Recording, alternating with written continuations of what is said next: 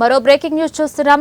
ముఖ్యమంత్రి నారా చంద్రబాబు నాయుడు ముందుగా నిర్ణయించిన ప్రకాశం, శ్రీకాకుళం జిల్లాలో పర్యటించాల్సి ఉండగా ఆ పర్యటనను ఆకస్మికంగా రద్దు చేశారు. అయితే ఇదే సమయంలో ప్రకాశం జిల్లా పర్యటనను ఖరారు చేశారు. దీంతో ఈ రోజు ప్రకాశం జిల్లాలో పర్యటించనున్నారు సీఎం చంద్రబాబు నాయుడు.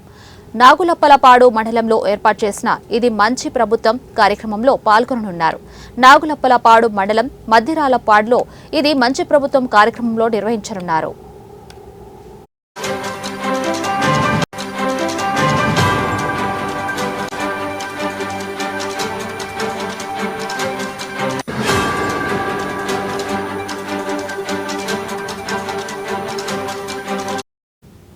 ఇక ప్రకాశం జిల్లా పర్యటన కోసం ఈ రోజు మధ్యాహ్నం 2:30 హెలికాప్టర్లో చెదలవాడలోని శ్రీ విష్ణు విలాస్లో ఉన్న హెలిప్యాడ్ వద్దకు చేరుకున్నారు సీఎం చంద్రబాబు నాయుడు.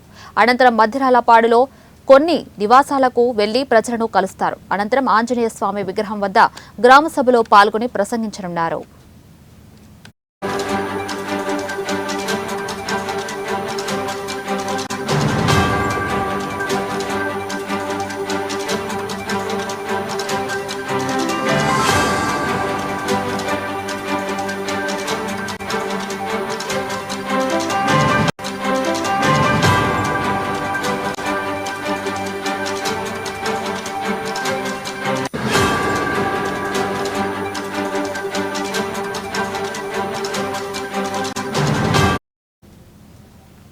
ఇక కార్యక్రమం పూర్తయిన తర్వాత తిరిగి విజయవాడకు బయలుదేరి వెళ్లనున్నారు ముఖ్యమంత్రి నారా చంద్రబాబు నాయుడు.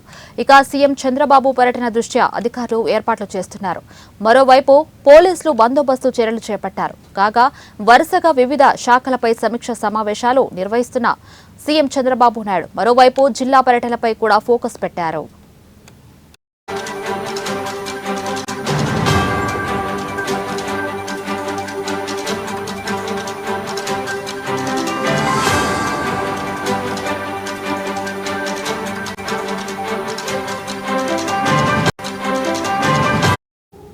బ్రేకింగ్ న్యూస్ చూస్తున్నాం.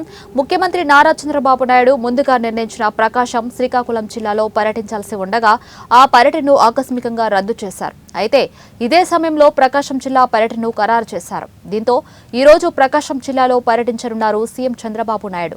నాగులప్పలపాడు మండలంలో ఏర్పాటు చేసిన ఇది మంచి ప్రభుత్వం కార్యక్రమంలో పాల్గొననున్నారు.